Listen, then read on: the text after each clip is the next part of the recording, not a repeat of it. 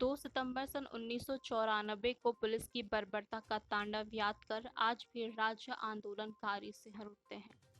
पर्वतीय राज्य उत्तराखंड की मांग को लेकर रैली निकाल रहे 79 राज्य आंदोलनकारी पर पुलिस द्वारा गोलियां बरसाई गई, जिसमें एक पुलिस अधिकारी के साथ ही मसूरी के 6 लोग शहीद हो गए थे और कई लोग घायल हुए। कई लोगों को बरेली जेल भिजवा दिया गया, जहां पर पुलिस द्वारा उनके साथ बर्बरता की गई, जिस कारण आज भी कई राज्य आंदोलनकारी उस पीड़ा से ग्रसित हैं।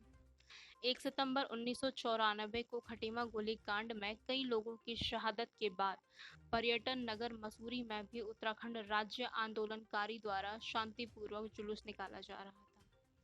शहीद स्थल झूला घर पर पुलिस द्वारा उन्हें चारों ओर से घेर लिया गया और उन पर गोलियां बरसाई गई, जिसमें मसूरी के 6 लोग शहीद हो गए, जिसमें 2 महिलाएं भी शामिल थीं। पुलिस द्वारा महिलाओं के सिर पर संगीन सटाकर गोली मार दी गई, जिसकी चीख पुकार से चारों ओर भगदड़ मच गई। इस दौरान मौके पर ही 6 लोग शहीद हो गए थे। इस बारे में उत्तराखंड राज्य आंदोलनकारी जयप्रकाश उत्तराखंडी बताते हैं कि वह दिन इतिहास के पन्नों में काले दिवस के रूप में दर्ज हो गया है। राज्य आंदोलनकारी देवी गदोलिया ने कहा कि उत्तराखंड राज्य आंदोलन में सभी लोगों ने बढ़ चढ़कर भागीदारी निभाई और 2 सितंबर को शांतिपूर्वक प्रदर्शन कर रहे लोगों पर गोलियां बरसानी शुरू कर दी। वहीं राज्य आंदोलन में शहीद हुए राज सिंह बंगारी ने के पुत्र रवि राज सिंह बंगारी ने कहा कि उनके पिता भी शांतिपूर्वक जुलूस में शामिल होकर झूले घर पर पहुंचे तो पुलिस ने उनके सर पर गोली मार दी और वह शहीद हो गए। पूर्व विधायक और राज्य आंदोलनकारी जोत सिंह गुनसोला बताते हैं कि 2 सितंबर 1994 को पुलिस 9 बजे जैसे ही झूला घर पे पहुंचे तो पुलिस द्वारा उन्हें घेर लिया गया और उन्हें पुलिस की गाड़ी में बिठाकर बरेली जेल भिजवाने का बंदोबस्त करवाने लगा। मसूरी से संवाददाता अजीत कुमार की रिपोर्ट, दैनिक भास्कर। वो सन 94 का मंजर है, मसूरी वासियों को वो उसको कभी भुला नहीं सकते हैं। वो ऐसा मंजर था, उस समय हम लोग आंदोलन में बच्चे, स्कूली बच्चे, महिलाएं, कर्मचारी सभी लोग शामिल रहते। सब मसूरी में उत्तराखंड आंदोलन भावनात्मक रूप से जुड़ा हुआ है। 2 सितंबर को हम लोग तो यहाँ नहीं थे, मैं तो व्यक्तिगत यहाँ नहीं था। पौड़ी में एक रैली थी, हम लोग उसमें थे।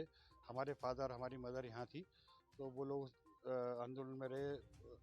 हमारे झूलाघर पे जो हमारा शहीद स्थल, आज शहीद स्थल है, वो हमारा पहले उत्तराखंड के लिए एक कैंप कार्यालय हुआ करता था। 1 सितंबर को उस तत्कालीन सरकार द्वारा वहाँ हमारे आंदोलनकारी को उठा लिया गया था और किसी को भी पता नहीं था कि ये लोग कहाँ चले गए हैं, क्या चले गए हैं। तो उस क्रम में लोगों में काफ़ी रोष था। उसमें उस रोष के खिलाफ प्रदर्शन करते हुए सभी लोग, उसमें हमारे पिताश्री भी एक थे, वो लोग थे। और झूलाघर पे एक जघन्य हत्याकांड उस समय की तत्कालीन सरकार ने पुलिसकर्मी और के माध्यम से किया, उसमें वो भी शहीद हुए। और आज भी उस शहादत को, उनके साथ 6 लोग और भी 5 लोग और भी शहीद हुए थे।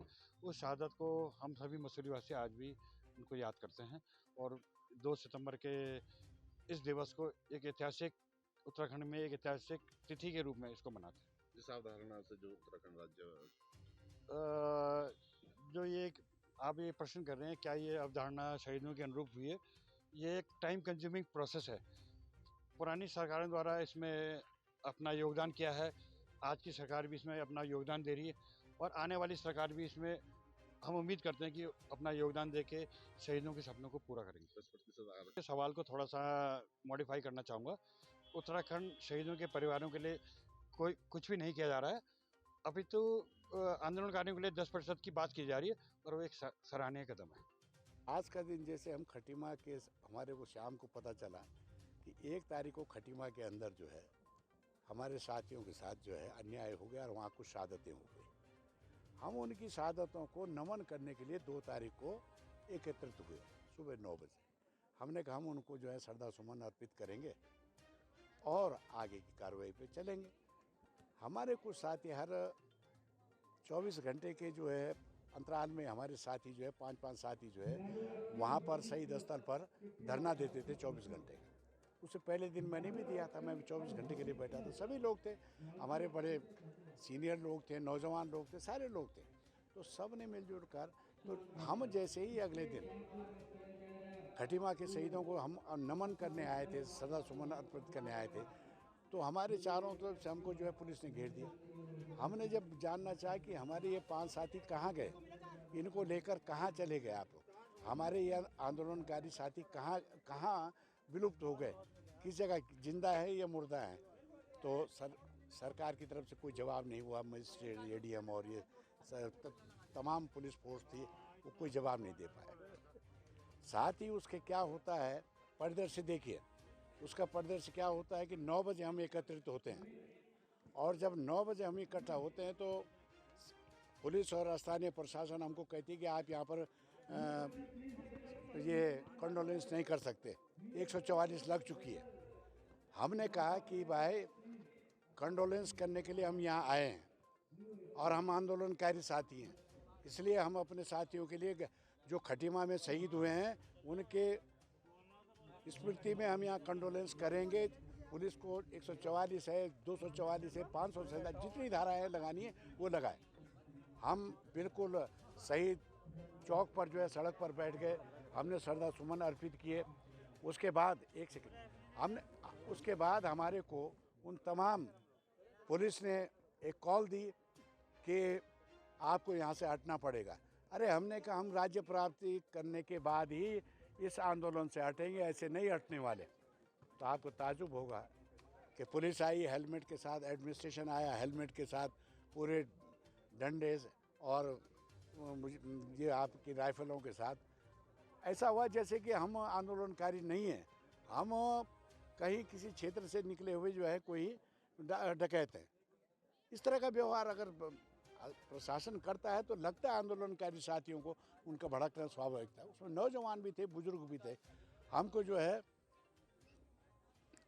2 ही सितंबर को 10 बजे जो है अरेस्ट किया गया। पुलिस ने धक्का मुक्की करके जो है हमको ट्रकों में बिठाया और यहाँ से देहरादून की रवानगी की। उसके बाद हमारे साथी लोग आते हैं चारों। वो तो शुक्र ये है कि हमने सारे स्कूलों को मना कर दिया था कि भाई कल जो है कोई स्कूल ना आए, नहीं तो सारे मसूरी के जितने स्थानीय स्कूल थे, अंग्रेजी स्कूल थे, पब्लिक स्कूल थे, मिशन के स्कूल थे, सब ने भागीदारी करी। फॉरेनर थे वुड स्टॉक वाले, उन्होंने भागीदारी करी। तो ये सबकी भागीदारी से ही एक बड़ा आंदोलन खड़ा हुआ। तो जब हम लोगों को वहाँ ले जाया गया तो भट्टा के पास जो एक बैरिकेड बना दिया। हम न तो देहरादून जा सके न मसूरी की तरफ, दोनों तरफ से पुलिस ने फिर घेर दिया हमको। पता चला कि मसूरी में कोई फायरिंग हो गई। ये नहीं पता चला कि उस फायरिंग में कौन लोग गए, क्या गए। तो लेकिन शाम को जब हमको पुलिस लाइन ले जाया गया, पुलिस लाइन के अंदर ये पुलिस की बर्बरता को देखते हुए लगा कि भाई हमने हताहत का भी नहीं पता था कि भाई हताहत कौन हुए, क्या हुए। वो तो जब हमारे एक साथी भगवान सिंह धनाई जी, उसको डीएसपी जब लेने आए पुलिस लाइन, तो हमको सच में हो गए कि भाई यार कौन कौन लोग गए होंगे, क्या होगा, कुछ पता नहीं था। पुलिस हमको बात नहीं करने दी। सिर्फ पुलिस ने हमको ये बताया कि हमारा एक डीएसपी मर गया है, उसकी शहादत हो गई है, वहाँ भड़क गए, उसकी लाश देहरादून आ गई। पुलिस ने वो तांडव किया पुलिस लाइन के अंदर जिसका मैं वर्णन नहीं कर सकता हूँ। हमारे बुजुर्ग साथियों के साथ अभद्रता, ऐसा व्यवहार किया गया जिस व्यवहार के हम कभी भी कायल नहीं हैं। लेकिन फिर भी आंदोलनकारी थे। हमको फिर वहाँ से 1:30 बजे रात जो है पुलिस लाइन से शिफ्ट किया गया बरेली सेंट्रल जेल। अगले दिन बरेली सेंट्रल जेल तक। आपको ताजुब होगा कि इस बीच हमने कहा कि भाई हमको पानी का बूंद पिला दो, नहीं। पेशाब करना, नहीं। और अगर गए कहीं पर हमको पेट्रोल पंप पर किया भी तो 10 लोग जो है चारों तरफ से जो है गन लेके खड़े हैं, क्या करेगा। तो इस तरह का व्यवहार उस समय की तत्कालीन पुलिस ने किया, किसके इशारे पे किया, क्या नहीं किया। लेकिन फिर भी हम जेलों में चले गए। जेल में रहने के बाद फिर 16 दिन बाद हम लोगों का किसी का पहले पेरोल हो गया, किसी का बाद में हुआ। तो ये सब चलता है। लेकिन आंदोलनकारियों की शहादत को हम तब भी नमन करते थे और आज भी नमन करते हैं, और आज भी चाहते हैं कि ये इन नौजवानों को कोई दिशा दी जाए, इन महिलाओं के हाथों को कोई रोजगार दिया जाए। अगर ये नहीं होता है तो निश्चित तौर पर 22 साल, 23 साल, 29 साल का सफ़र कोई बहुत बड़ा परिवर्तन का सफ़र नहीं है। आज भी जंगल के सवाल वहीं खड़े हैं, ज़मीन के सवाल वहीं खड़े हैं, है ना। जंगल ज़मीन ये आज मुँह बाएँ खड़े, उसकी कोई नीति नहीं है। खनिज संपदा हमारी है, लूट के दूसरे लोग ले जा रहे हैं। खनिज संपदाओं में जो है हमारे पास जो है खनन का वो है, लेकिन दूसरे लोग ले जा रहे हैं। मैं आपकी गिनती को सही कर दूं, उसके अंदर 7 शहादतें हुई थी।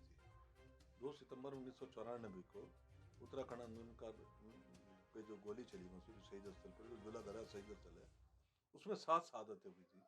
उसमें 6 हमारे साथी थे, 2 बहनें थी हमारी, बेलमती चौहान और रंसा धराई, 4 अन्य साथी थे, और Umakant Tripathi, he was the DYSP, वो उस समय के अंदर DSP थे पुलिस के, वो भी हमारे कॉज के लिए शहीद हुए उत्तराखंड आंदोलन के अंदर। तो वो भी, हम उनको भी शहीदों में मानते हैं। उस समय मंजर बहुत खराब था, बहुत, जिसको हम कह सकते हैं कि इतना भयावह मंजर मैंने अपने जीवन में नहीं देखा। क्योंकि 1 सितंबर को गोलीकांड जब खटीमा का हो गया, तो हम सब साथी जो है उस समय मीटिंग कर रहे थे हैकमैन होटल के अंदर, और हम जब मीटिंग करके शाम को लौटे तो थाने के नीचे से गुजरते हुए झूलाघर की तरफ जाते हुए हमने थाने के ऊपर देखा तो वहाँ पूरी रैपिड एक्शन फोर्स, PSC और पुलिस के ट्रक आ चुके थे, और ऊपर जो है उनको ट्रेन किया जा रहा था पुलिस वालों को कि आपको कैसे जो है डील करना है। क्योंकि हमने दूसरे दिन 2 सितंबर को खटीमा के विरोध में एक रैली का आयोजन कर रखा था झूलाघर पे, जो हमारा उस दिनों उत्तराखंड सिंह संघर्ष समिति का दफ्तर होता था, जिसमें आज जो शहीद स्थल है। तो सुबह जब हम 8:30 बजे वहाँ पर आए तो पुलिस ने हमको चारों तरफ से घेर लिया। उसमें रैपिड एक्शन फोर्स, PSC, और रातों रात जो है DM थे उस समय राकेश बहादुर सिंह, उन्होंने रातों रात जो यहाँ का थानेदार था रमन पाल सिंह जी, उनको चेंज करके किशन सिंह तालान को यहाँ को रातों रात कार्यवाहक ऐसे बना दिया। वो आया, वो सीधा रिवॉल्वर लहराते हुए घटना वहाँ पर जो है शहीद स्थल पर आया, और उसने पहले हमको चेतावनी दी कि आप गिरफ्तारियाँ दे दीजिए वरना गोलियाँ चला दीजिए। तो हम करीबन कुछ साथी जो थे वहाँ पर, जो हम लीडर थे पूरे आंदोलन के, हुकम सिंह पवार साहब के नेतृत्व में चल रहे थे, मैं जनरल सेक्रेटरी था उस समय उत्तराखंड संघर्ष समिति का, हम लोगों ने गिरफ्तारियाँ दी। हमारी गिरफ्तारी के बाद अब हम भट्टे तक पहुँचे, तब तक यहाँ उमाकांत त्रिपाठी मारे जा चुके थे और 6 साथी हमारे शहीद हो चुके थे, और मसूरी के अंदर बर्बरता पूरी तरह से फैल गई थी। बहुत सारे लोग उसमें घायल हुए, बहुत सारे लोगों का जो है उसके अंदर बहुत बुरी तरह से दमन हुआ, और शहीद स्थल जो पुलिस ने कब्जा कर लिया। उस रात को जो हमारे वहाँ 5 साथी बैठे थे धरने में, जिसमें देवेंद्र मित्तल जो आज शहीद मर गए बेचारे, कल्लू भाई, उनके नेतृत्व में जो टीम बैठी थी वो रात को अरेस्ट कर ली थी, और हमारे जो हमारा सामान था वो भी पुलिस ने अपने कब्जे में ले लिया था। हमने उसके बारे में पूछा तो पुलिस ने जो है हमको सीधा ही गिरफ्तार कर लिया। तो बड़ी बर्बरता हुई उस दिन 2 सितंबर को, और हम फिर देहरादून पुलिस लाइन के अंदर ले जाए गए, और हमारे साथ जो है दिन में दोपहर 2:30 बजे से लेकर और रात के 2:30 बजे तक बड़ी बर्बरता से मारपीट की गई। उसके अंदर बहुत सारे साथी गंभीर रूप से घायल हुए, मैं कह नहीं सकता। उसके अंदर कई लोग आज गुजर चुके हैं उस समय की पिटाई से, और खुद मेरी एक जो यूरिनरी लाइन है उस पुलिस पिटाई से मेरी आज तक वो यूरिन की लाइन जो है, मेरी जो नली है उसके ऊपर जो डैमेज हुआ वो अब तक ठीक नहीं हुए। तो बहुत सारे साथी उस समय जो है पुलिस कस्टडी के अंदर बुरी तरह से टॉर्चर किए गए। तो वो बड़ा भयावह था मसूरी का मंजर। हम ये कहते हैं कि हिंदुस्तान के अंदर अंग्रेजों के टाइम पे भी इतना जो है पुलिस प्रशासन ने इतना भयावह दमन नहीं किया जो 2 सितंबर 1994 को मसूरी में हुआ।